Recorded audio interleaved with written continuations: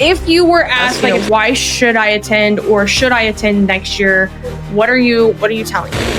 Yes, and why not? Is the short answer. It's like, everything was just good. Go. It's worth it. It's fun. Come find me and we'll have a cocktail. Will I see any of you applying to speak next year? I will. I already have a topic. I'm excited. Ooh. Give me a topic and I'll do process. And I also don't know what I would say other than let's have a sake bump or ride a horse. What if I did and rode in on the horse then? Kellyanne's like, I'll ride next to you. We can have a race. Like this podcast could race on horses. I can bring the horses completely. As long as you let me do like 4 sake bombs before I do it, then yeah. To Justice, I think that Stephanie did a good job, but really all of the speakers this year, it was sessions weren't here's a problem or here's the struggle. The sessions were here's the truth, here's the struggle, here's a solution you can take away and implement now. But all of the different things that you can actually do when you leave versus just, yay, we're going to be better with no action plan. Right? Yeah.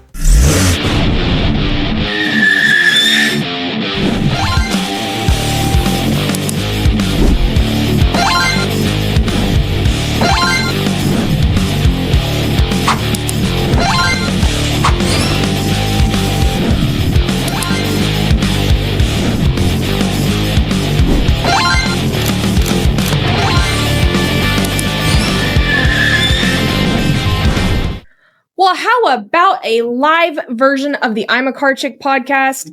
Women in Automotive was just so amazing that we had to make sure that it was live, and we brought you guys all of the goodness that we had there. And I say we because it's more than just me today and more than just one guest. We're doing a whole live thing. So if you're listening to this on the replay, on the podcast, just know you missed out because right now we are live on Facebook and LinkedIn for so many people to see. And I am bringing you not just me, not just another guest. We have 4 other amazing guests, all of which were at the Women in Automotive Conference in 2025. We're going to have a whole lot more new viewers today. So I'm going to go ahead and jump in and give you guys a little intro as to who I am. And then I'm going to bring them on stage and let them do an introduction of themselves. So to start off, my name is Shasta Haddock. I am the obvious host of the I'm a Car Chick podcast. Been rolling strong for a little over 2 years now. My full-time gig is I am the CMO for Epic BDC, SCP Agency, and Social Grenade. Also, new to my portfolio is that I am a board member for Women in Automotive. So I do a lot of things, hopefully doing a lot of good in the world, most of which is things like this, bringing really amazing minds together to do really amazing things for other people. So without further ado, I am going to let my next guest introduce herself. Oh, hi, there you are. Hi. Do a quick little intro for us. Hey, my name is Kellyanne Sparksberger. I work for Dealer eProcess. I'm part of the Amazon team.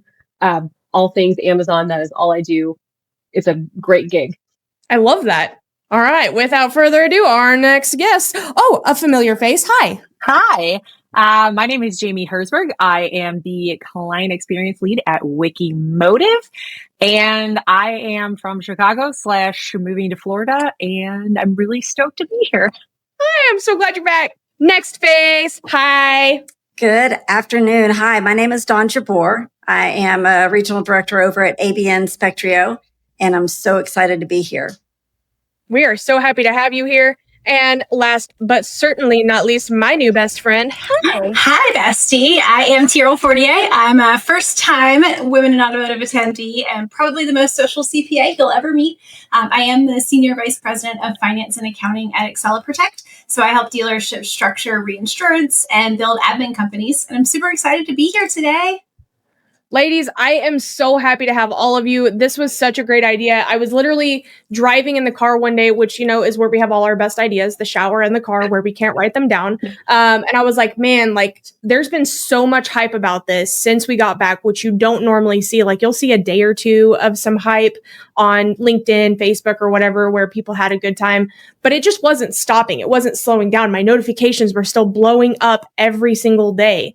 And so I was like, okay, something good happened here. Something really big happened here. And we need a way to tell everybody who wasn't there and to explain why this was amazing. So I'm so happy that we did this. Jamie texted me and was like, hey, what do you think about doing this? And I was like, I already had the thought, which means that it has to happen now. So we just threw it together really fast. I'm very excited. First and foremost, before we get rolling, I want to put out a huge thank you to anybody who not only attended Women in Automotive, but all of our sponsors, all of our speakers, the attendees, people who brought people with you. You guys are changing the game for women in automotive everywhere. So thank you to all of you. If you're watching, if you're hearing this on the replay, I just wanted to say thank you. I want to jump in because there's so much good conversation here. I'll start either with Kelly. You can either take it first since you are first on my list, or one of you can just pick it up if she doesn't want to pick it up, whoever. My first question, what makes Women in Automotive different than all of the other conferences? Oh, I'll go. Yeah, you take that one. I've never been to a conference before. I would say one of the biggest things that makes it, aside from its 95% women, there are men there. I would say it's just a completely different vibe. It's not a sales conference. You're not there to sell. You're not there. The ROI is personal and professional, but it's personal growth, and it's about networking, and it's about uplifting, and it's a really positive environment. And not to say that other conferences aren't, but like everybody's like, oh, you go to NADA or digital, you're like, I don't want to go, and so I had that thought when I first went to an automotive last year. I was like, oh, cool. But it's also really fun because it's like a choose your own adventure, because we have the keynotes, but then you get to choose what breakout sessions you go to elevate yourself. So it's really fun that way. But it's really big, but it's really small. So it's like it's not like you get lost in it. You know what I mean? And so that's for me, that's what makes it the biggest difference out of the other conferences, is just also maybe because it's run by women. So it's like just way more fun. It's energetic. Right? I mean, obviously for me, like I go to CPA conferences. I love it. They're boring. It's tax and audit. And this one is full of energy, and everyone's having a good time. And the people on stage are dancing on the way up there, just really enjoying themselves. And everybody in the room can feel that. It makes you want to sit there and sit through the conference and not, sneak out back for a sake bomb. Agreed. I've been to a few of the, NADAs and a few of the other conferences, and there's always so much to do. And so you've got to be 6 places at once. And the same is here. Don't get me wrong. However, there's an available time for you to not miss anything. And there's also the after hours or after the conference engagements. And so one of the questions I was thinking about, or the answers to the questions, what would I recommend, is don't miss anything. Like, don't just say, oh, well, I'll get to the next one, or, don't miss anything, whether it be after hours or definitely during the conference itself. There's so much to learn and so much growth to have. And then you think that you're going to not know anyone, but then you do. And it's wonderful. Like, you can't miss it. Yeah. Here. Kellyanne, this was your first one, wasn't it? Yes. Had you been to other conferences? So I've been to like Digital Dealer and things like that, but not like conferences. The only thing that I can like compare Women in Automotive to was when I used to go to sorority conferences when I was in college, just because like it's just full of like warm fuzzies. Like, it made me remember like from before I was like all jaded from being in the workforce, and like, I was just a happy little 20-year-old who didn't know that the world was the world. And it just made me, it helped me like refine that part of me, which was awesome. Yeah. It was such a good event. And I mean, every single one of you hit on something different. And it's funny because Veronica's watching too, and she's throwing comments on the screen. So if you're just listening, can't see the screen. One of the things that we're going to talk about is this was the highest attended Women in Automotive conference ever. And this is the 11th year. So like, holy crap, freaking amazing. And what's even cooler is that we decided this year to open up registrations for next year's conference. Now, I want to tell you, we've been out of WIA the conference for about 2 weeks now. We still don't have an exact date on the books. We have posted the BOGO offer where you're allowed to buy a ticket, get another one free. We're already almost at 100 registrations for next year's event, and it doesn't even have a place or a date. A place or a date, like how mind-blowing is that many people have already bought tickets to an event that they don't know when it's happening or where it's happening, but they're like, I'm going to be there. Well, we do know it's going to be in Austin. It's going to be in Austin. Where in Austin? Exactly. There's a chance for you with a horse, Jamie. There's a chance. I have horses I shall bring if you want. Okay. I am local to Austin. I'm holding you to it. Anybody else hearing like a weird little faint booty? Oh, Booty. Booty. Kelly, man. Why? What could possibly make a conference so big that a year in advance it's already selling tickets like crazy? Like, what do you guys think is the purpose and the reason for that? I think especially in the automotive space, like women are looking for a home. You're looking for somewhere where you can commiserate with people who get it and who know what it's like. You know, you can talk to the people that you work with every day, but it's completely different when you're surrounded by women who know all of what you go through. Especially like I came from a dealership, so that's even more male centered than the vendor world. So honestly, the more we talk about it, the more people see it. And, women are just stoked to talk to other women. Yeah. I was going to say the word of mouth, right? Like the bigger it gets every year, the more people are talking about it and the more exposure it gets, the more I think women are intrigued by it, especially as they go to some of these other shows and conferences where they're like, it's a total boys club. And then they hear about it from other people. So they want to attend and they realize that it's a rah-rah sisterhood, but in like the least cheesy way possible. So, and so it's just like, you get that energy and like you hear it from other people and you're like, this is why it was really relevant, or I met these great people, or here I got this connection and it's helped me, get my new role, or whatever it might have been. And right, when you're in a really male dominated industry, to have other women and other strong women, like that word of mouth, especially in automotive, because it's like, it is a small world, the tiniest of worlds. So I think that's been really helpful too, is just everybody kind of talking about it. And then the bigger they get, the more people are talking about it. And V just put in the comments, 186 pre-sold without a date. Jeez. wow. Holy crap, guys. Like, it's like I said, we felt the energy. So we were there. We felt the energy. We felt the fire, the passion, the something indescribable. And what's even funny is if you were there last year, like last year was great. Absolutely. It was a phenomenal conference. It wasn't this. Like, No. there's something different in the air. There was just different level of love. I love these comments right now. I can't even keep up with them. Do you think it was Eliana's like sparkling shoes that elevated it, or no? Obviously, the Dorothy shoes do it every time. every time? I love her. So I'm trying to go through the comments right now. Shannon Nielsen says FOMO and the magic that happens when women come in together to lift each other up. Absolutely. Olivia Bogan, I love that women are supporting, collaborating, and uplifting each other, especially in the car biz that is so male dominated. I mean, it's 100% true. Like, I think that's what we saw, is it was so many, there was no mean girl feelings. There was no anti-men. And I really want to hit on that. Bashing either. Like, it's not like we were, saying, oh, yay women and let's all go female. It was more about a safe place to feel confident and comfortable and share your best and be your best without concern of, oh, I'm too aggressive, or, oh, I'm too whatever it may be. You just gotta be authentic. I was going to say, who was it? And I can't remember because there was so much good stuff. Who said, which keynote was it that said there's a special place in hell for women who don't support other women? Who said that? Somebody said that. Yeah, that was a good one though. Yeah. Robin? Was it Robin? Yeah. Right, I was like, yes, that's so true. Yeah.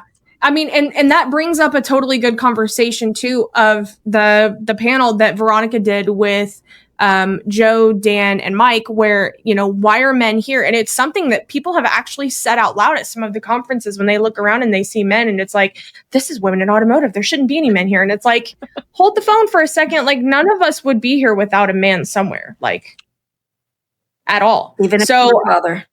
I want to, there's been several people who I've heard say in the past, this isn't the conference I thought it would be. I thought it was going to be all of the horror stories of what men have done to women and, just bashing on men.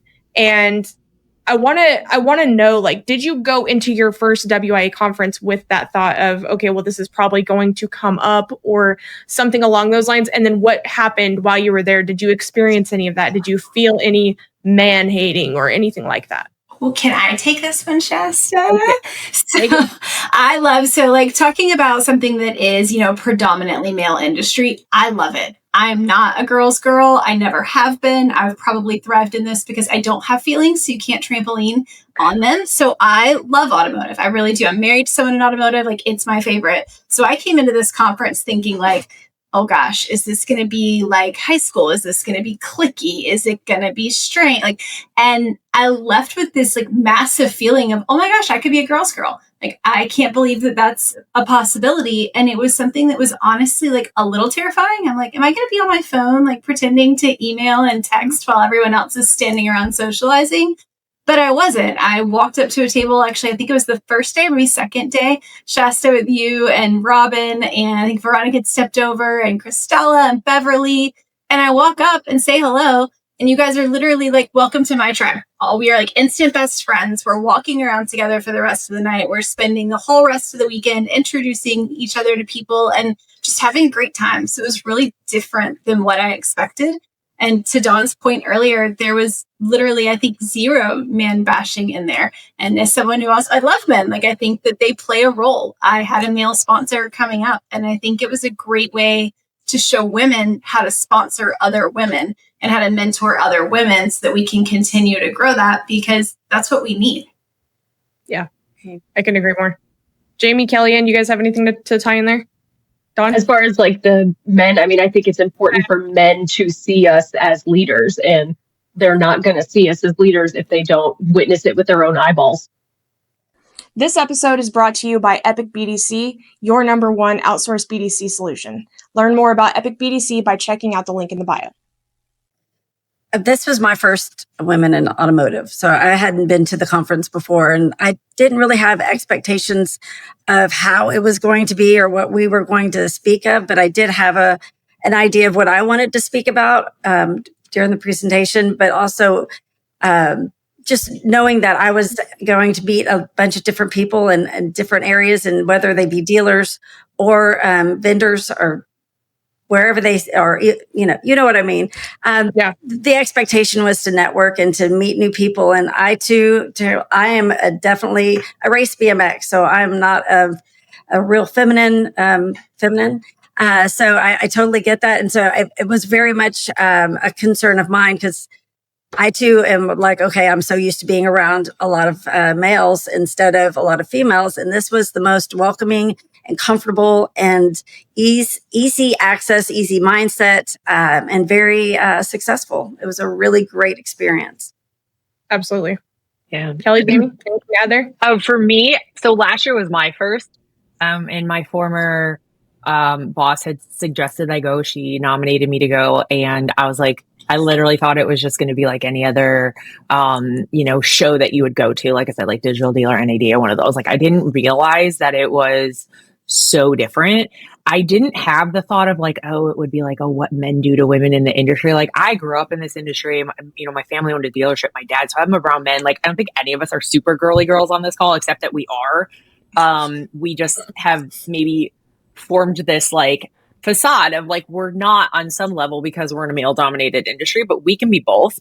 I had no idea what it was going to be like. And I left last year. Like, this was awesome. Met lots of really cool people like Shasta, all because we were having dinner one night. And then I walked in this year, like a veteran, even though it was only my second year, and, like knew a handful of people, was really excited. I mean, shoot, like, met Kellyanne because we were staring at her from across the room, like super creepily. And she kind of felt us. And I was like, your dress. Like, we were just like, oh, her dress is so pretty. So we all just started staring at her. And then she came over and said hello. And then she was part of our tribe. So it wasn't what I expected, but I didn't have those feelings about the men. But it's really important that they're there. Like Kellyanne said, like, they need to see us as leaders and not just like, we're here and they're always going to be here. They need to see us in a different level. I agree. And I know exactly what outfit of Kellyanne you're talking about, because I did the exact same thing to her that day. And it's what made me remember her from there on out. I was like, she was the green dress. I was talking about the blue one, the blue plaid top and bottom. Oh no, that was a good outfit too. Kellyanne had all the outfits. No, she was wearing this like really pretty, like mint green metallic from my favorite movie. She was wearing this really pretty green dress. Yeah, I love that was dress. Like kind of sparkly. And we were like, pure dress. Obviously, I mean, I hate fashion. It's like the worst. I hate it. With the Chanel bag in the background. Yeah, like everyone's like, I'm not a girly girl, and Killian's like, like, don't look at my bookshelf that has no books on it. But I totally am a I girly wouldn't girl. notice it until you said it. That's But I hilarious. also swear like a trucker because it's automotive. My Yeah, mom's same. probably watching this going, oh God, like Which might be one of my favorite things about this conference. Like, I think the craziest thing I ever heard at a conference prior to this one was my father-in-law was speaking, and he was like, we can make accounting sexy. And everyone's like, oh, what did he say? And this one, people are like cursing and coming out to juvenile and just having a good time. And it, everyone's just, it's very real, and it makes it fun because that's what we are, many of us are on a day-to-day basis anyway.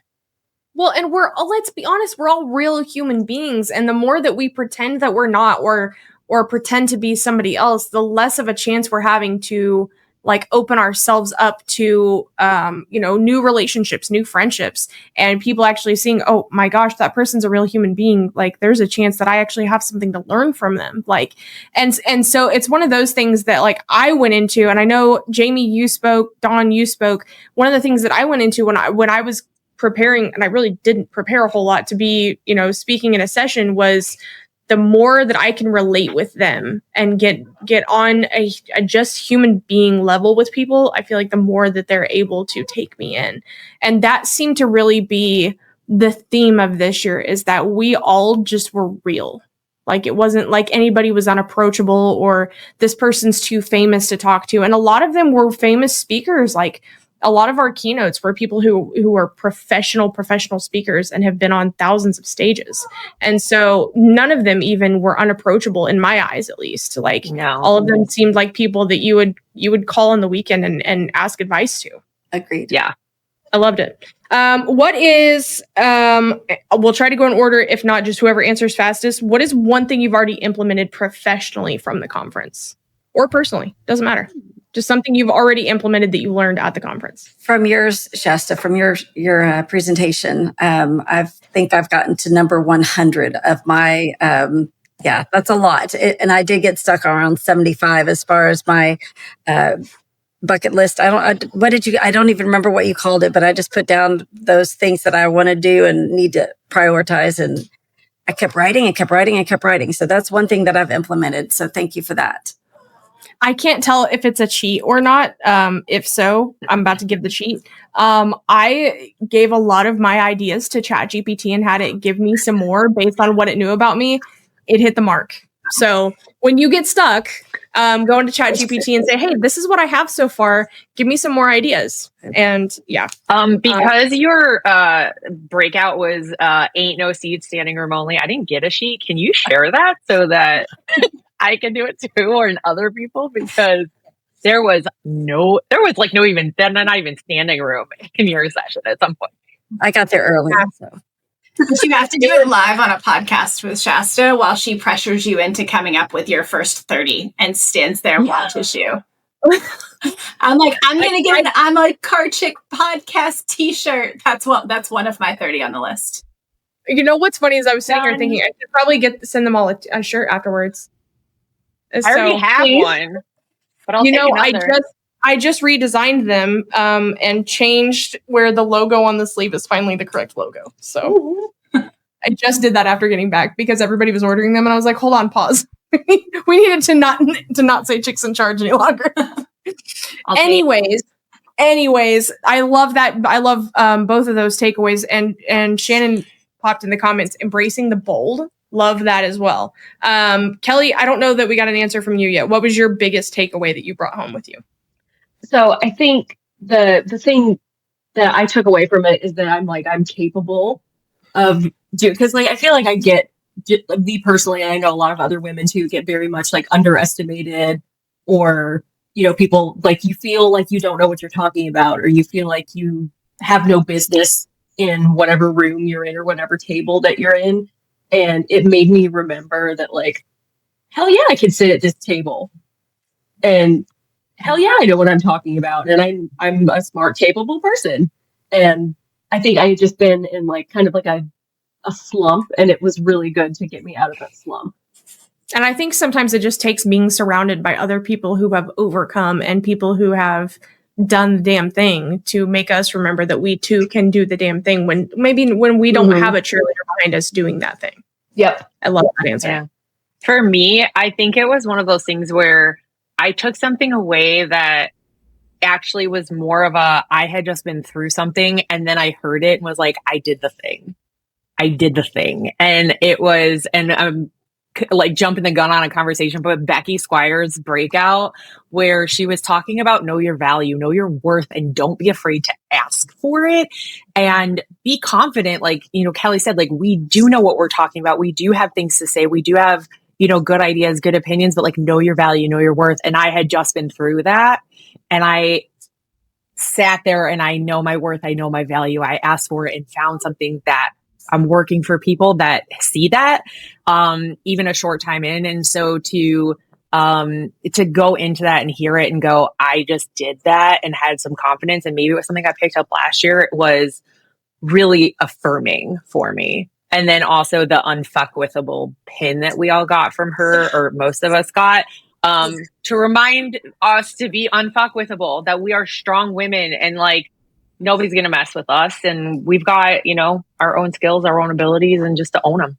I love that so much. Both of those. Like, and Stephanie's keynote is something that stuck with me. Like, that was one that she and I did the podcast ahead of the conference. So I hadn't seen, hey, Mike. Mike says also unfuckable.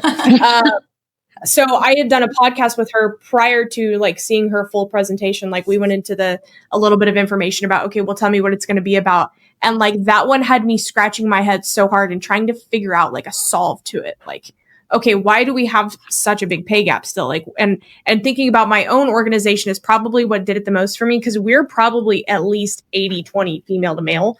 But the only person that ever consistently asks for a raise or asks for a salary evaluation is one of our males. And I'm like, why is nobody else even like raising their hand? It's not like we wouldn't give it or whatever. It's not like we don't, put raises out there. And so it made me start scratching my head as, okay, why are men the only ones asking?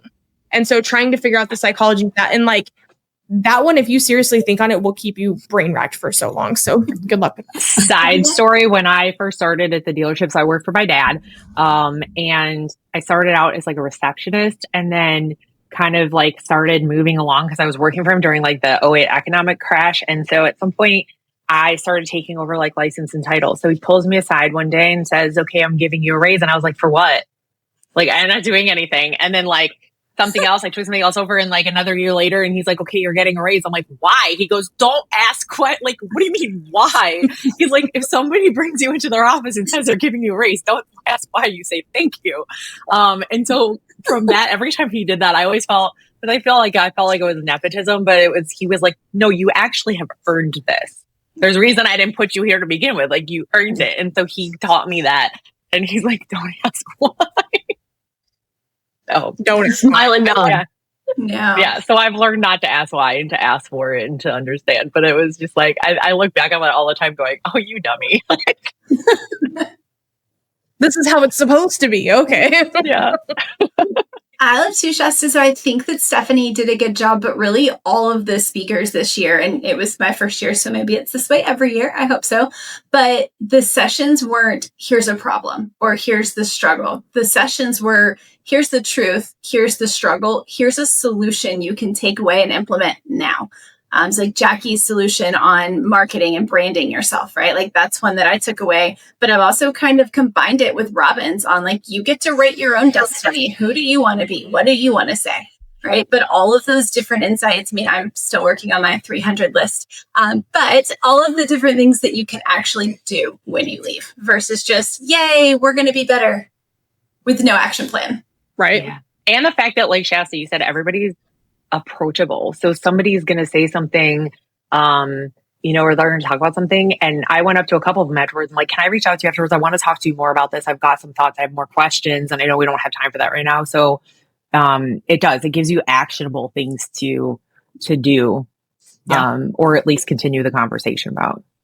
For sure. And I think every single one of the speakers was willing to, take a conversation offline or post conference and continue that awesomeness. And I had several people, because we almost ran out of time in mine, that I had several people come up to me and either say the same thing you did, that I didn't get a sheet, or I struggled to even get 10. I need help getting more. And so I sent people a whole bunch of stuff afterwards, and I've got other meetings afterwards. I had a message literally today where somebody was like, okay, I need a little bit more information because I don't feel like I'm being specific enough on my list. And so, having those conversations too, I think are really, really important with maintaining after a conference. Because like a lot of times you'll go and you'll learn something really interesting. You'll write it down, you'll think about all the ways you can implement it. And like a week later, you're like, man, I don't really remember everything. And then it just kind of goes poof and goes away. But I don't feel that from this event. And entirely things related to like your job or something specific in your job. Like, yeah, we talked about marketing, but it wasn't one specific avenue of marketing. It was how to improve your overall marketing, and not just as your business, but as yourself, because you also need to be marketing yourself. You have a story, you have a brand. And so there were so many good speakers that were just feeding in on all of that. So I agree with every single one of you on what you said. We're jumping all over the place here, so I don't know why I brought notes into this, because I knew this was going to happen. Community. This one's my favorite. Who was the one person that you connected with, either that you may have known ahead of the conference, but like really built a bond with, or, someone you met at the conference that you didn't previously know, that's going to be like that person that you feel like you now have a connection for life with? Can I go? So I have, there's like 3 that I know for like 100% fact. One is like Jamie. Can you? Right. Other side. There we go. She's the reason why I'm on this podcast, and she suggested that I be on here, and her and Heather like they adopted me on the first day of what. Did you know that there's a monthly newsletter where you can keep in touch with everything the I'm a Car Chick podcast is up to? There is. Check out the show notes below, and you can also follow us on all social media and stay in tune with whatever we're up to. What she was talking about earlier, where it's sometimes I feel like I don't look incredibly approachable a lot of times, and it made me feel really like, oh, somebody wants to be my friend. This is so nice. And it just like, it made me automatically feel like, because I was walking around like a lost puppy, because I had no idea. I didn't know anybody there. The only person I knew was Ileana, and she's, running around, running the show, doing her thing. So I was just kind of wandering around, and they invited me to come have dinner with them, and it was awesome. And then Courtney at CP Handheld, I don't know if you guys had met her. She's like my twin. She's literally like, we're the same person, and like we have kids that are about the same age, and we just really like clicked, and like I could tell like, oh, like you're like me in another body, like I love you so much. So like I could definitely, like I cried a little bit, whatever we said bye. Like I love her. No. Like, I don't want to leave. This is too much fun. I was like, why do you live in Florida? Lame. Right.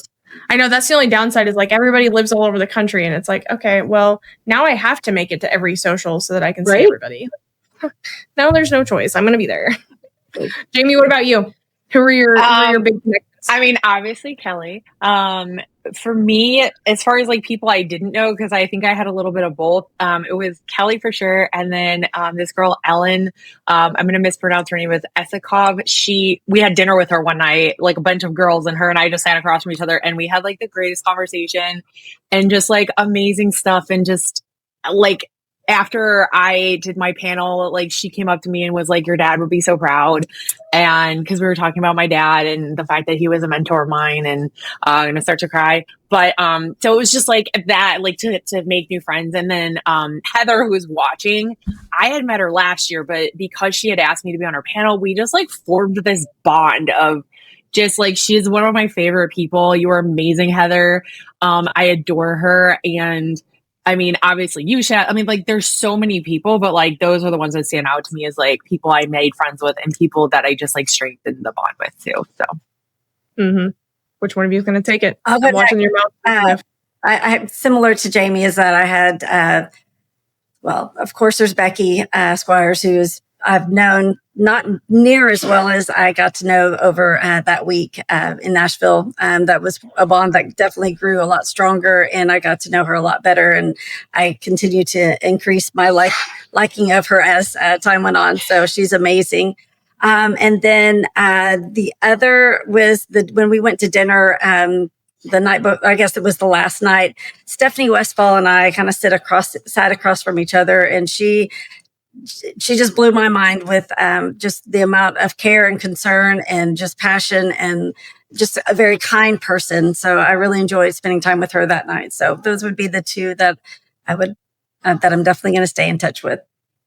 And I've had a chance to know Becky for a little bit too. Becky's one of the most amazing people out there. Like, she just takes an idea and runs with it so fast, and there's just no stopping her. And there's nothing that can get in her way and stop her from doing it. Like, agreed.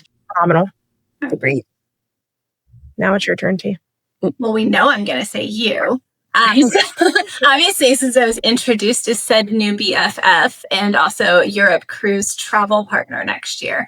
But no, truly, like, Heather was putting, the tribe, but really you, Robin, and Beverly, and Eliana, and Christella are for sure my new, right? Like, I think I posted on LinkedIn after, like, these are my ride or dies. And Christella's like, I had you in my phone as dance partner, but I think I'm going to change it to ride or die, because we're all just having so much fun together. And we literally just, I feel like wherever we were, we ran into one another and had a great time. And we're like, hey, I'm going to lunch. You want to come to lunch? I'm going to go shoe shopping. Do you want to go shoe shopping? Like, what are we going to do while we're here? But then one that I had that I actually really love is, and I am going to tell this story and Shauna might kill me. But Shauna Piles that I work with, she was there as well from Excella. And she and I may or may not have snuck out at one of the reception breaks for 15 minutes because I didn't feel like a Pepsi was going to do it. So we pop outside for a glass of wine. It was mid-afternoon, or a beer. And we get over to the sake place because it was the closest one. And Shauna and I are sitting there talking. She's never done a sake bomb before. And I'm beside myself. I'm like, well, we're clearly now doing a 3 p.m. sake bomb where we're going to bang on the bar or the table in the middle of this restaurant that has strangers in it. So she and I bonded over that. We took pictures. We met two strangers who thought we were crazy. They took sake bombs with us. And it was just a really great, 15-minute window of taking the chance to bond with somebody who, I'm accounting, she's operations. Those two in automotive, regardless, whether it be warranty, dealership, doesn't matter. They don't always see eye to eye. And I'm so, so grateful to have someone who I do get to work that closely with, but she's 30 minutes away from me. Our offices aren't in the same place. So, bonding over a sake bomb is the way to go. It's hilarious because I kept seeing on LinkedIn, the sake bomb story. And I was like, what the hell is the sake bomb story? And what did I miss out on? So now that I know that, I love that. Yes. And it was a story that carried because I kept seeing it posted in different places. What is this? I have to know. One of the things about me is I have FOMO so bad that I'll just make you tell me. And then 5 minutes later, I'll forget what you told me. So it's like every secret is safe with me because I'll forget it in 5 minutes. And then next year, you're going to be like, I want to go for a sake. I know, Veronica's on here. I need to be in good proximity to a cocktail for the afternoon reception for next year while you're still picking the place, Veronica and Kathy. Yes. I love it. Stephanie popped in the comments. One thing I said in my session, you don't need to wait for someone to give you a table. Build your own table and bring way better snacks while you're at it. Create the opportunities, set the standards, and watch how quickly everyone else wants to join what you built. That part. Yeah. That part. That 100%, because I found myself so I attended past women in automotive conferences prior to Veronica and Gary and Kathy taking it over. And I felt that way. I felt like the outsider, and I never really felt like I connected with anybody. I had a few people that I would meet, but other than that, there was no, this is my tribe or this is super camaraderie. It was very, to me, it felt like they were too fancy to be my friends. And I don't know a better way to put that. It was I didn't have the level of class or level of nice shoes or nice outfits to be friends with them. And I did not get those vibes at all this time. And I pretty much, I think, wore jeans every single day. I did my session in jeans and my I'm a Car Chick t-shirt. And I never once felt judged. I never felt less than anybody else. I never felt I don't belong here. Like, it was the most welcoming group that I've ever been a part of. And like, it's hard to say that because like I'm on the board. So it's like, I'm part of that, but also there was 400 freaking people there and not one person made me feel bad. You're on like the board, you could say that, but would you have felt that way or been on the board if Veronica and Kathy hadn't, and like Gary hadn't changed the game? Oh, no. Like, and it feels bad because like, I'm sure that V and Gary and Kathy have probably had to carry some crap that didn't belong to them because of what had happened with the past conference and what had happened to it, you know, prior to the buyout. And I mean, it's what happened to me. Like, I had sworn it off. I didn't attend the first one in Dallas when they took it over. Colorado Springs was my first one in probably 5 years. And, you know, I was at that point where I had sworn it off. And like, it took V and Gary to do a lot of convincing for us to get back involved again. And they had to pretty much prove that it was completely different this time around. So, I mean, if anything, I'm a living testament to that. Like, it was. I missed all those. I'm going to need all those stories later. Yeah, I missed all of that. There's some very large stories there. Okay, yeah. Well, so after we're done being live, you need to spill tea. Oh yeah, definitely. Oh yeah, there's some stories there for sure. Oh my gosh, I want to make sure that we get to all the good things that I planned out for us. If you were asked, like if someone came up to you or someone inside of your organization asked, you know, why should I attend or should I attend next year? What are you telling them? Yes, and why not? Is the short answer. And lobby for yourself. Like if your company doesn't send you, there were so many people there who like were raising their hands and saying, hey, I came and I paid my own way, right? And I know that I think it was Veronica or Eliana were like, hey, reach out. Like we want to help get people there, but do it for you. I mean, do it because you really will have a good time. You really will learn something and take something away. And even every session that I went to, if I had only gone to one and taken one thing away, it still would have been worth it because every single one of them was that good, which is really a testament to Joe Webb, who I also now love and might have to put on my friends list. But at the same time, like, you know, everything was just good. Go. It's worth it. It's fun. Come find me. We'll have a cocktail. One of the things defy your expectations of like, oh, there's nothing I can gain from this or what, like whatever your what ifs are, like I think the answer is that's why you should go. You know what I mean? I think that one of the things I kept hearing was that people were upset that they couldn't be in more than one breakout session at a time.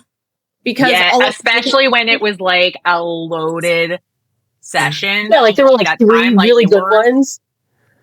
Yeah. That was the only thing that was a little frustrating. I'm like, I want to go to all of these. Same. Yeah. I think that one of the things that also got brought to light at this event is finding a way for more organizations to send their team members to these events. Cause it's like, it's not necessarily you as the CEO or your C-suite executives that need to be a part of this. It is your, you know, more so on your lower level, your entry level people that don't get to be seen in the public more often, but are in the shadows doing the hard work every single day, day in and day out, that need to learn here, need to connect here, need to grow here. And we need to make sure that we're getting them to these events. For sure. Like how many on this call, how many of us got any kind of like soft skill training as we were coming up in this industry? Like someone saying, hey, don't answer a question you don't know the answer to 110% or whatever it is, right? Like how many times would we have like stuck our foot in their mouth? Jamie, you're so lucky. Yeah, you when I grow up. Okay. So first of all, I studied communications in college. Who was saying, oh, that like worthless communications degree? And I was like, I feel attacked. But my dad and my old GM definitely taught me some of those soft skills of like, if you don't know an answer, like come and ask me. It wasn't so much like, don't say you don't know, just like come ask me before you give an answer. So it was sort of like one of those like roundabout ways that I learned some of those soft skills. But I think it was more my degree that then like once I went from like the child labor years into like the actual business, I did learn some of that. But truthfully, no, you don't get training on soft skills, and it's not something that most people get taught, which is sad. And it's much better to learn those in like the environment of WIA than it is, you know, in a workplace environment that can have like bad consequences or anything like that. Because I learned a lot of things in my career the hard way. And if I could keep somebody from learning them the hard way, that'd be great. That part, especially that part. Because, like, I don't know about you guys, but like coming up in this industry, I had questions and I didn't have anybody to ask them to. Like, like especially in my industry. So, like, we started one of the what we thought or may have been one of the first outsourced BDCs specific to like the subprime sector. And I got thrown into the position of leading it when I was like, I have no idea what I'm doing. I need people to ask. And all the people I tried asking, like, shut me out or would block me from their Facebook groups or all sorts of stuff. And I'm like, why is this happening? Like, I'm not trying to steal your business. I'm trying to ask you questions. And so I decided pretty quickly at that point that like, I'm never, ever, ever going to be that person to somebody else. And it's funny because like, I'm still connected with some of these people on social and, you know, they see what I do. They don't partake in it. They don't support. Oh, look at that baby. Oh my goodness. Sorry, it's like puffing at me. So Same thing I just did and took mine off. Yeah, that's had it. Not alone. I wish I had mine here. She's also a car chick, by the way. I love that. But yeah, those same people are still connected with me online. But you know, it's funny is, you know, number one, you'll never see them on the podcast because they're not the people that we need to be sharing with the rest of the industry. And that's okay because it's my job to share the good people, the people you want to learn from, the people you want to be connected with. And that's who all of these people are who are on here right now. These are people you want to be connected with. I was going to say also people who aren't so insecure that like if they share that it's like going to somehow overtake them or take away from them. I feel like a lot of people in this industry feel that way. Like if I share my secret, then you're going to steal it. And then it's going to overshadow me and it's an insecurity thing as opposed to like, no, I want to share it because I want somebody else to have the goodness, you know? So thank you for sharing the people who are not insecure and want to share all the good stuff because it's great. It's funny. I was really lucky in being raised very like don't ever apologize for who you are. Like just be yourself, be whatever. And I it took me a long time to realize that was a strength and not a weakness, or that I was lucky in that. This episode is brought to you by SCP Agency, your one-stop shop for organic social media. Check them out by clicking the link in the show notes or visit scpagency.com. Yeah. And I hear sometimes people telling stories in private that they're not willing to share in public yet. And I'm like, oh no, like I think that you would get so much applause for that story and so much like people connecting with you like, oh, me too. And without even realizing it, but they're just not like, they don't feel like professionally they're able to take that step. Like it might hurt their career. And I'm like, dude, if I ever had that blanket of fear over me, like I wouldn't have made it anywhere because I would be too afraid to say anything. But this place, these people, this whole event is one of those places where you can just open up and tell those stories and not be judged for it, not, you know, feel like your career is about to take a hit because you just said something about your past or anything along those lines. And I think that right there is something that we also sit in our scared little desks sometimes because we're like, oh my God, I'm struggling so bad right now, but I don't know how to tell somebody or ask somebody if they're seeing the same thing without making it look like we're a horrible company or that I'm bad at my job. Right. How many times have we done that? Like the industry literally did it last week. Yeah, the industry changes on a dime, and it's not like we get a freaking news flash like, hey, everything you thought you knew is going to change in 5 minutes. And, you know, especially here in the BDC space, like we'll have like show rates plummet out of nowhere. Like July looked absolutely phenomenal. And then moving into August, why are we seeing a 20% show rate? What's happening? Who can I reach out and ask? Like, and so many people would be afraid to do that because it's like, oh my God, then people are going to think I'm absolutely awful that we have a 20% show rate. And it's like, okay, obviously I'm trying to change it, right? Like I'm trying to go, like this isn't normal for us. So it's one of those things that we have to be willing to be vulnerable to be able to change. Right? Yeah. And I think that the dealer automotive space is so competitive within itself and then amongst everything and everyone all the time, or at least it seems to be that way or feel that way. I think you're right, Shasta, taking a moment to be vulnerable and not know that you're not admitting failure or you're not admitting that you're incapable or unable to, but you're willing to learn, grow, and ask. And I don't think that that's a bad thing ever.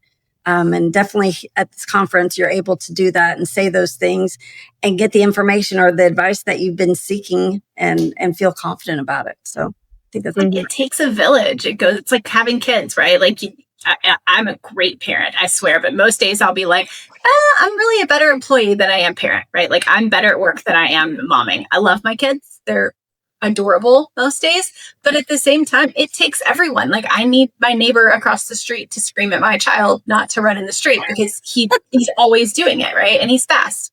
But it's the same thing with your career, right? It takes a village and you need somebody to reach out to say, hey, guess what?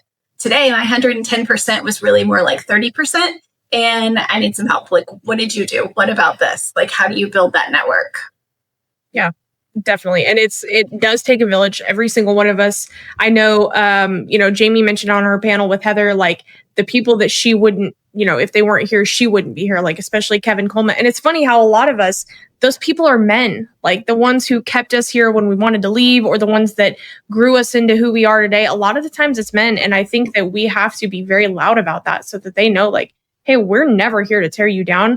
We're just trying to get it to the point where we're not seen as less than. right. We want to be sponsors too, because I think that's what I think I heard that in a theme in the mentorship roundtable, which was like before the conference. So when you do come next year, highly recommend doing those types of things. But one of the common themes as the mentors were going around was sponsorship. And it's one of these things where we're trying to teach women how to be both good mentees, but also good mentors. And I had a 14-year-old sitting at my table. I would like for her to mentor me because she's amazing. Number one, at 14, I was like at the mall shopping, but everyone has something to offer. And at the end of the day, I think a lot of the women who have been in automotive, I mean, I've been in automotive for over 15 years, but coming in, the women who'd made it to the top really clawed their way to get there. And then they like held on to everything like this because they worked so hard to get where they were that they really didn't have the time or capacity or comfort to really reach back and pull other women up. Whereas men had more confidence. They'd been in that industry for a long time. They had really solid networks and they could pull you up. And now we just have to do that for each other. Agreed. Insecurity will make you pull that ladder up behind you real quick. Yeah. Well, and it's one of those things too, where I learned from the men that mentored me. And then even last year at the conference, it was, surround yourself with people who speak your name in rooms you are not in. And in a positive way, of course. And I think what I got out of that, and then how I even ended up on Heather's panel, was I was very fortunate to be surrounded with people like Kevin, like my father, like a lot of other people, but like Owen Moon, who spoke my name in rooms I wasn't in. And so I learned from that. And so whether it was a man that mentored me or you or somebody else, like we have to then show like it's okay. But as women, we need to then, be that sponsor and speak their names in rooms that they're not in.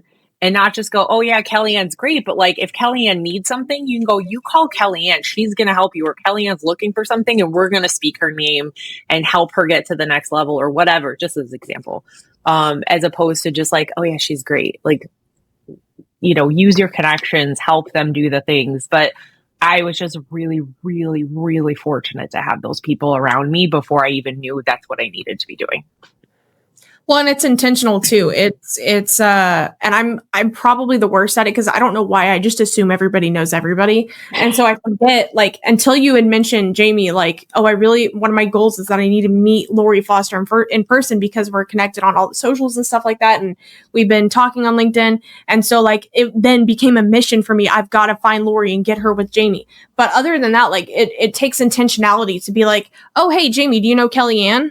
And, making those connections at an event and, hey, do you know so-and-so? Or you find two people and you just intentionally connect them. And that's how you do that. And even when you're not in person, doing it on social, like, you see someone's post of they're struggling with something or whatever. And you're like, oh, I know a person who's pretty good at this. Pop them in a DM together. Hey, I saw your post. I thought you should meet so-and-so, blah, blah, blah, blah, blah. I have it happen to me all the time. And again, my memory's the worst, but like people be like, oh my God, you guys need, or so-and-so needs to listen to the podcast, or you need so-and-so on the podcast. And so they'll do a group message with me and someone else. And I'm like, hey, absolutely, blah, blah, blah, blah, blah. And so it's those connections of how you become a mentor is honestly just remembering people when they're not physically in front of you, or even when they are physically in front of you, remember that they need connection too. It's so huge. So huge. But I love that you also added the in a positive way for speaking people's name when they're not in the room with you, because that's happened to me in the opposite way. So I was like, in a positive way, don't talk bad about people when they're not there. Let them. When they're going to talk about, let them. That's Well, what I've learned recently too. Will I see any of you applying to speak next year? I will be. I already have a topic. I'm excited. Ooh. Ooh.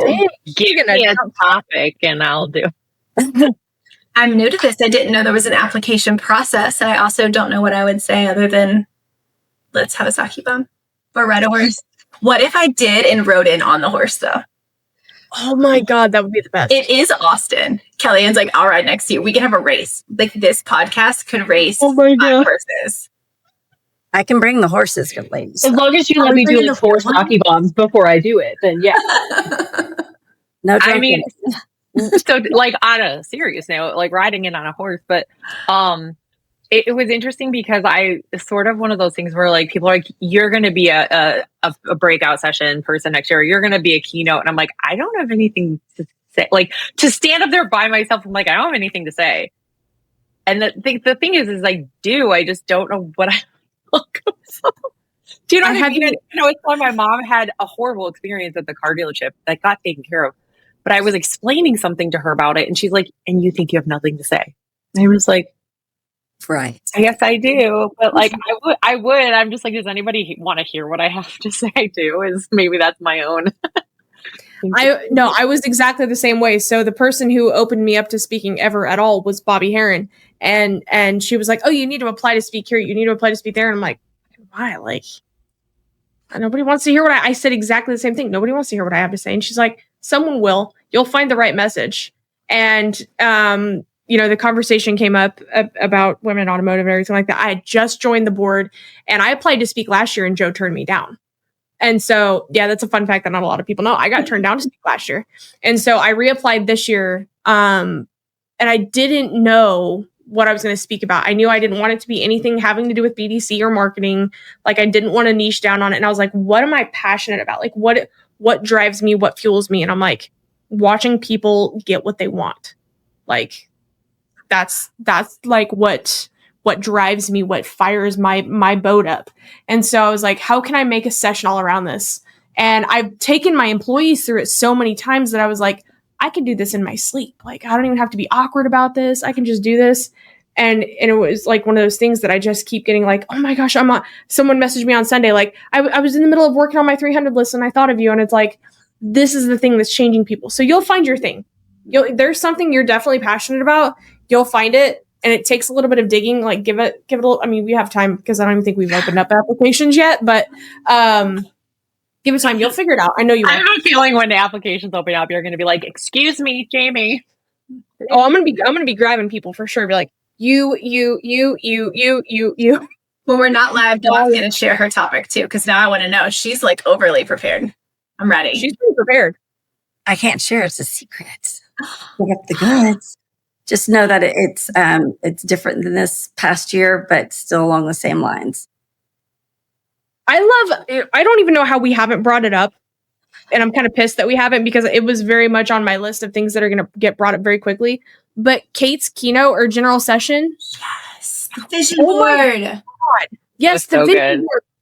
Holy crap. Was that not? I mean, number one, like she executed so well for the fact that it was her first time on a stage and she's just an amazing person. Like besides all of that, she did so freaking good. And like her message I was like, I'm so glad she went before me because like she set me up perfectly. I think she made me look better. But oh my God, I love her. She's been on the podcast 2 or 3 times now. I can't remember how many times. And every single time she's been on, it gets the episode mentioned in Automotive News. So someone out there is watching all of her movements and I think just shares everything about her in Automotive News. But I mean, oh my God, how, like, what was other than you need a vision board? Like, what did you take from that most? That you can have a vision board, and even if the vision changes a little bit or you don't quite, like, what was her goal was to own a BMW X7, and she got an X5 because it happened a little sooner than she was ready, but it's like she still has a BMW. So even if your vision or your goal shifts because something in life happens and it's not quite what you want, doesn't mean you won't get there, but it's okay to take steps.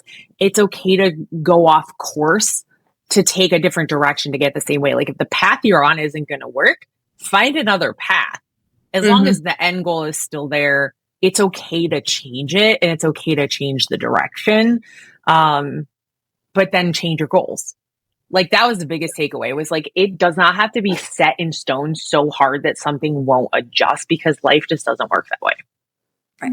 Well, and I'm such a, an impulsive person that, like, whatever I'm experiencing in that moment will have a lot to do with my goals. So during football season, I can tell I made edits to my goals list because suddenly meet every member of the Chiefs was an item on my list. Like meet Patrick Mahomes, meet Travis Kelce, meet Tyreek Hill. It was like all on there. I'm like, oh, okay, I obviously went through a little Chiefs phase there. Like, obviously I don't need to meet every member of the Chiefs. Like, we're not going to do that.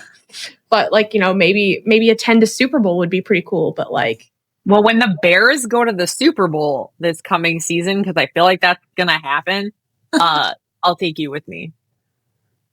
Even though you're not a Bears fan. No. I mean, I don't care. The game last night was 38-0. When is that? I literally, my uncle texted me and was like, who are these people wearing Bears uniforms? Like, I don't know. Oh no, man. But yeah, you're completely right. Like, goals change. And I love that she made the mention of the 5K. Like she wrote down that she wanted to run a 5K or maybe a half marathon. And then she like got to thinking about it and it's like, do I really want to do that? Or like, did I just write it because I thought I had to? And I've done that before too. Like I just wrote one down that I was like, oh, I should probably want this. And like, you think about it for a couple of months or you sit there and look at it and you're like, no, I don't want that. Like, you've made it this far. And I have to say thank you so much for listening. Please be sure to rate the show, whether you're listening on Apple Podcasts or Spotify, subscribe on YouTube, and of course on all social media channels. Light it up. I probably thought somebody else wanted that for me. That's the thing. Everybody's like, oh, this is what everyone else is doing. This is a goal I should have for myself. Like, I don't have a goal to walk a mile. My goal is to be a passenger princess wherever I'm going. I don't want to exercise. That's an amazing goal.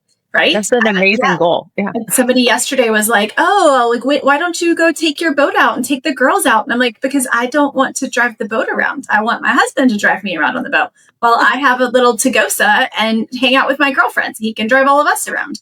Like, exactly. That's my life. But there are so many people who would be like, 13.1, or I don't know what that is. Like, I think that's a half. Is that right? Like on the back of their car. I'm like, maybe I should have a goal like that. No. Something else Kate said, though, that I love is because I'm a make a list and like scratch it off person. So it's okay to like achieve something that isn't on your vision board and like pop it on there just to mark it off, just so you get that like sense of satisfaction too. Mm-hmm. Like sometimes recognizing that you've achieved something that you didn't even know you wanted to achieve is something that's just beneficial and kind of keeps you going too. No, I would say some of the things that you put on there like aren't necessarily like big giant life things, like, traveling to a new country or changing the way you look. It's like one of the ones on mine was to have at least 2 pairs of prescription sunglasses, because like I'm so blind that if I put on regular sunglasses, like I'm trying to feel around for everything, but I still needed like the sun protection. And so I was like, okay, I've got to at some point in my life get 2 pairs of prescription sunglasses. And so it was like something like small like that you wouldn't have thought of. I was going to say for me too, it's one of those things where like I have never actually done a vision board, like a physical one. I have them in my head, but for me, my life personally and professionally, all the things that have really happened to me that have shaped my life have all been things that I like didn't intend or didn't think about, that someone's like, oh, like I never intended to get into the car business. And then like the economic crash happened and I was like, I need a job. My dad's like hiring a receptionist, like those types of things. And just like, have you thought of this? Have you thought of that? And so for me, like my vision board, my goals are to always be open and like to those different ideas. I did make my husband a vision board for the holidays last year because he was kind of going through that like moment of I need to change. And he's a man, so he's very visual. And he also never wrote it down, which I always was like, dude, I'll write it down for you. But he would speak about it and say, this is this, this is this. And I wrote like a target in the middle of like, what are your non-negotiables? What's next?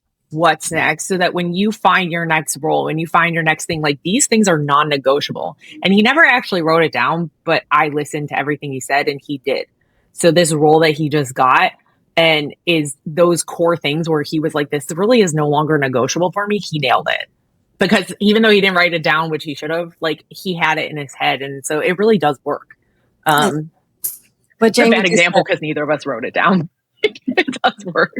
just like Jamie, I had never done a vision board either. And so whenever Kate was speaking, I was envisioning my vision board, and I've always set goals, but they've always been audibles, if you will, similar to what Jamie's talking about. Is like what she just said is exactly what I wanted to say. But it's basically the inspiration that Kate gave me was to actually put it down and share it, and not just keep it to yourself and only, don't just talk about it to your friends, but like be, expressive about it and call your shots, I guess is a good way to put it. So that's great. For sure. Well, and I It think just made me feel not crazy. right. That stuff. Because I've been doing them for years, and like, my husband he says like, "Oh, that's your woo woo stuff." I'm like, "Yeah, but like, I love my woo woo stuff. So like, the universe is bringing it to me. So like, you get the benefits too. So hush." But but it made me feel a little better about like being so into it. Where like I was like, "Oh, my people." I'm taking a screenshot of all your purses in the background, Killian, and you're going to be on my vision board when I finally make it. I know. It's like Jackie's bookshelf. Remember Jackie has her bookshelf in her section? So you have the first shelf. Those are like, I think the first one I got is this one right here, and I got it like 8 years ago. So this is a long time of purse collecting. Is that, I can't tell, is that one of the white Louis with gray on it, or? Wait, yeah, that one's the Damier Evine, and then that one. Another language. I don't speak that language. I'm sorry. That's like the white and gray checkerboard. Okay. Yeah. Sorry, I speak Michael Kors. That's about it. That's right. No, my parents got me a subscription to Teen Vogue when I was like in 7th grade, and that's been, I think, the biggest mistake of their entire lives. So you're just like, how do I afford this new obsession that I have? Yeah, pretty much. That's all I did. My first job when I turned 16, that's like all I did was like force them to drive me to Neiman Marcus so I could waste my entire paycheck on a skirt. Aw, I hate expensive habits. They're the worst. No. Mine's shoes. I'm like I have to have shoes. I showed up with not enough clothes to WIA, by the way.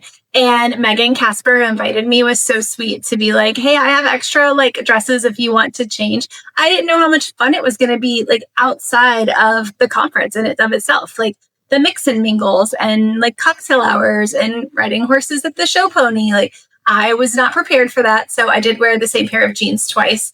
And I wore my Empower shirt, which next year should say #unfuckwithable on the back. Can we get those? I don't know if we can get away with that, but if we could, like that, you can because you could do that with like or little like stars. Symbols.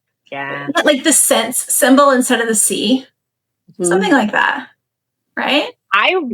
This year I wore like comfortable clothes. Like I didn't change. I brought an outfit per day.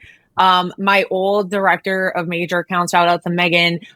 She taught me that when you go to a conference, the first day is like your power. It's your showpiece, right? Like the first day is like your statement piece. And then I was like, shit, I need 2 statement pieces because I'm speaking the last day. So I took my mom shopping. A big mistake on the wallet. She's got great taste though. But I was like, oh, my wallet hurts. But she's like, don't wear like suit jackets. That is not who you are. Wear like chic, comfortable, cute outfits that you can also wear again for how much you're going to spend on clothes. And she was right. Yes, Mom, this is live on Facebook. if you're even watching this, that I said you were right. But like she helped me pick like a cute skirt outfit. So I was super comfortable just being in it for dinner or for whatever. But yeah, like you should bring extra clothes because you can't put a price tag on comfort. And like, I've been a cheerleader for that statement for so long. Had their glitter hairspray for the win. Yeah. Like the comfortable shoes thing. Like I love like when some people like Eliana can do the whole like stiletto pumps all day long. And I'm like, I genuinely don't know how you're doing that. I'm flat footed as a freaking duck, so I can't. But like I discovered Converse a few years ago, and like they're for me the most comfortable conference shoes ever. Like I can walk 4 miles in those dudes and not a blister, not a sore foot, not a nothing. And like that is the most important thing. Like especially when you go to a giant conference like NADA that's nothing but walking, you need that comfort. You need to not have blisters or feel like your toe's about to break off inside your shoe, or like your shirt is rubbing you raw from the inside, or I mean all the things that we put ourselves through for the pretty torture that boys never think about. I bought Skechers wedges this year. I don't normally wear heels, but I bought Skechers wedges. They were kind of low, cloth strappy, so like they did not rub my feet. They were the slip-ins, so I didn't even have to like mess with it. It was a mistake because my back still was like, but they were comfortable. Like my feet were not rubbing. I wasn't having issues. But also Converse. I wore Converse for my wedding, and I was like so happy all day long. So yeah, comfort is key, especially with shoes. Yeah. I think what's hilarious is, and I could be interpreting this wrong, I feel like Mike put in the chat, don't ask for permission in regards to us using the theme next year of Unfuckwithable. There we go. We can just make our own. That is exactly what I'm going to go with that one. Just ask for forgiveness. That's my life's motto is just ask for forgiveness, not permission. That can be, we could just do a panel on times when we were unfuckwithable. We're going to get all of the sponsor contracts signed ahead of time and then announce that it's unfuckable.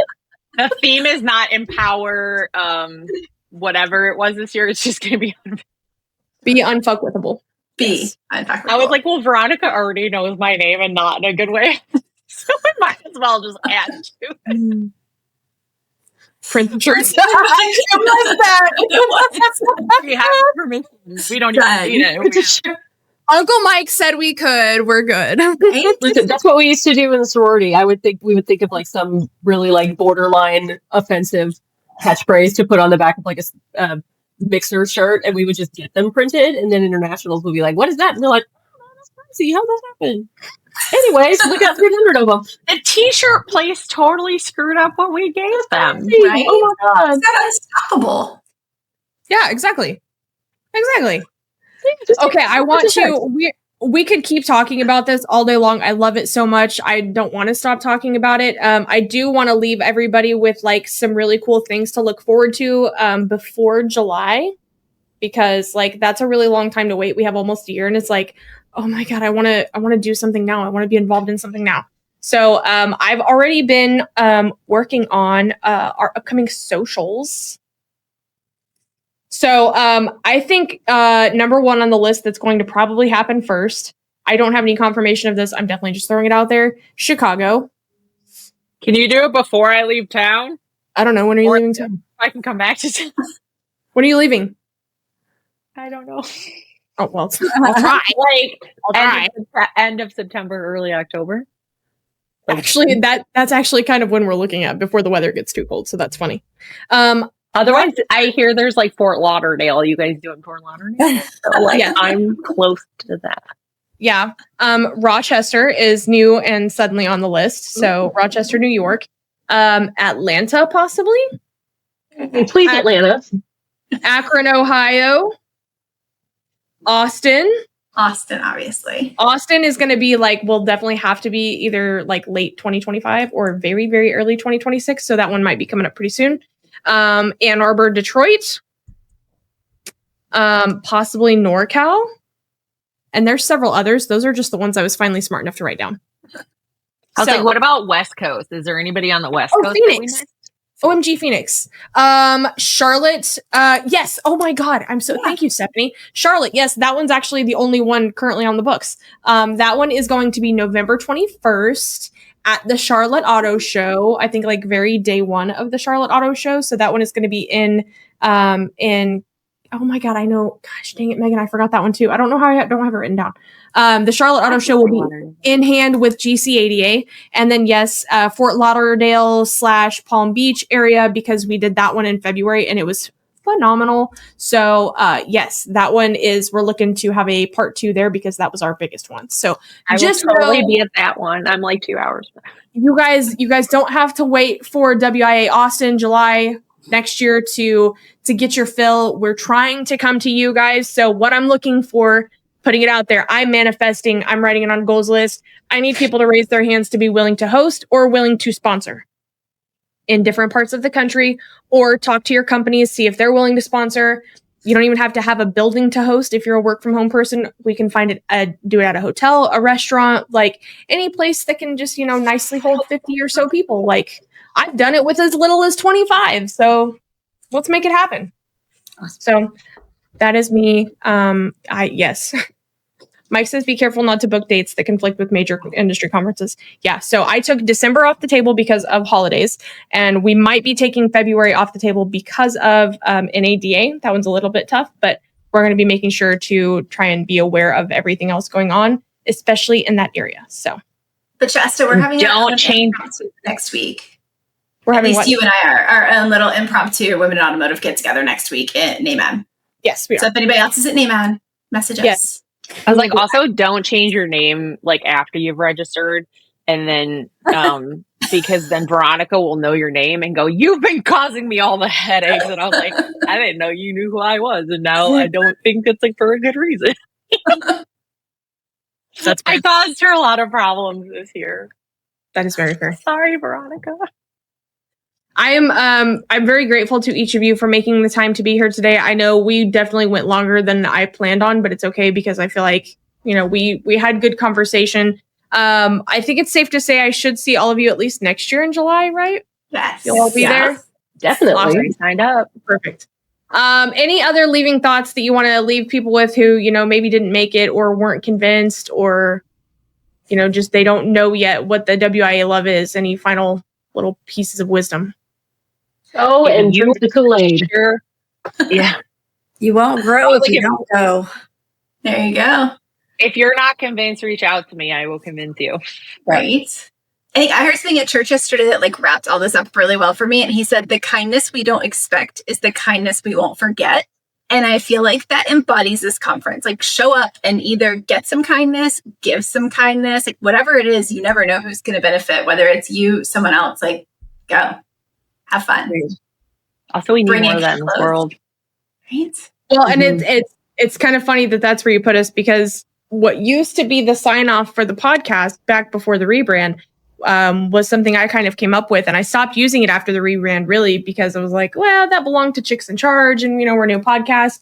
But it's such a good one that like I kind of can't get away from it, and like I think about it every time I sign off. So as we prepare for this and prepare to leave everybody with their thoughts, and until next time, I'll give us the sign off and we'll see how it goes. So in a world where you can be anything, remember to be kind, because you never know what battles others are facing. So while you're out and about this week, remember to light it up. I'm Shasta. We have all of these wonderful people here. Do a little. I'm Kelly. I'm Jamie. I'm Tyrell. I'm Kellyanne. Hi. I'm Jamie. I'm Dawn. And this has been a WIA exclusive I'm a Car Chick podcast. I will see you next time. They probably won't, but I'll see you next time. Thanks, Shasta. Bye. Thanks, Shasta. Bye. Bye. Bye.